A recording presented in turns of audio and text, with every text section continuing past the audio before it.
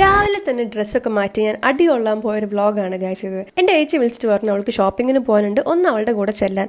എനിക്കൊന്നും വാങ്ങി തരണമല്ല എന്ന് ഉറപ്പാണ്. ഉദ്ദേശം രണ്ടാണ്. ഒന്ന് ഡ്രൈവറാക്കാൻ, രണ്ടാമത്തെ ഉദ്ദേശം ഞാൻ പറഞ്ഞുതരാം. കേട്ട പാതി കേൾക്കാത്ത പാതി ഞാൻ ഡ്രസ്സൊക്കെ മാറ്റി നേരെ അവളുടെ വീട്ടിലേക്ക് പോയി. അവിടെ പോയപ്പം ഇതായിരുന്നു അവസ്ഥ.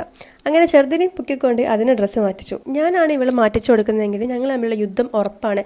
എൻ്റെ ഒരു കരച്ചിലും അവളുടെ ഒരു കരച്ചിലും അടിയും ഇടിയും എല്ലാം കഴിഞ്ഞ് ഡ്രസ്സൊക്കെ മാറ്റി അങ്ങനെ ഫിറ്റൊക്കെ എടുത്തിട്ട് ഞങ്ങൾ ഇറങ്ങി. എൻ്റെ റൂമിൽ നിന്ന് ഈ ചെറുത് വന്ന് പോയാൽ ഓരോ സാധനങ്ങൾ കാണാണ്ടാവും. അത് ഇവിടെ എത്തി ഈ വീട്ടിൽ കാണുമ്പോൾ അത് എങ്ങനെ എവിടെ എത്തിയെന്ന് എനിക്ക് അധികം ചിന്തിക്കേണ്ടി വരലില്ല. കള്ളൻ എൻ്റെ മുമ്പ് തന്നെ ഉണ്ടാവലുണ്ട്. ഞങ്ങൾ നേരെ പോയത് കസവേന്ദ്രയിലേക്കാണ്. ഇവർക്ക് 1-2 ബ്ലൗസ് പീസൊക്കെ എടുക്കാനുണ്ട്. എന്നെ കൊണ്ടുവന്ന ഉദ്ദേശം എന്ന് പറയാനാണെങ്കിൽ വേറെ ഒന്നുമല്ല, ബേബി സിറ്റിങ്ങിനാണ്. താഴത്തും തറയിലും വെക്കാൻ പറ്റാത്തൊരു പ്രായമാണ് ഇപ്പം ചെറുതിന്. അതുകൊണ്ട് ഇത് ഇങ്ങനെ ഓടിക്കൊണ്ടേയിരിക്കും. ആരെങ്കിലുമൊക്കെ പോയി തല്ലും, എന്തെങ്കിലുമൊക്കെ വലിച്ച് താഴെ ഇടും. അപ്പോൾ 24/7 ഇതിൻ്റെ മേൽ സർവൈലൻസ് വേണം. എല്ലാവരും പറയും എന്നോടാണ് മോക്ക് സ്നേഹം ഏറ്റവും കൂടുതലെന്ന്. അതുകൊണ്ടാണോ എന്നറിയില്ല, ഇടയ്ക്കിടയ്ക്ക് എനിക്കിങ്ങനെ ഓരോന്ന് കിട്ടാറുണ്ട്. ഇപ്പം ശീലമായി വരുന്നുണ്ട്.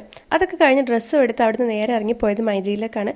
ഇവരുടെ വീട്ടിലേക്ക് ഒരു TV വാങ്ങണം. ഇവരുടെ TV കേടായിട്ടുണ്ടായിരുന്നു.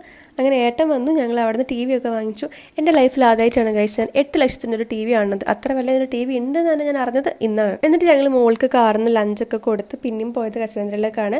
കുറേ കളിച്ചും എന്നെ തല്ലിയൊക്കെ ക്ഷീണിച്ചുകൊണ്ടാണെന്ന് തോന്നുന്നു മോൾ അവിടെ കിടന്നുറങ്ങി. അമ്മൂന് കുറച്ച് ജ്വല്ലറി ഒക്കെ നോക്കാനുണ്ടായിരുന്നു. അവൾ അതൊക്കെ വാങ്ങിച്ചു.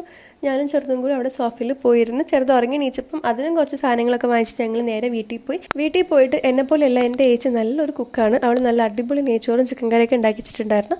അങ്ങനെ ലഞ്ചൊക്കെ കഴിച്ചിട്ട് ഇവൾ ഈ അടുത്ത് എവിടെ പോയപ്പോൾ എനിക്ക് വാങ്ങിക്കൊണ്ടുവന്നൊരു റിങ്ങും ക്ലിപ്പും ആണിത്. അതൊക്കെ മറക്കാതെ അവളുടെ കയ്യിൽ നിന്ന് വാങ്ങിച്ചിട്ട് 5 മിനിറ്റ് അവിടെ ഇരുന്ന് ഞാൻ നേരെ വീട്ടിൽ പോയി. അപ്പം അത്രയേ ഉള്ളൂ.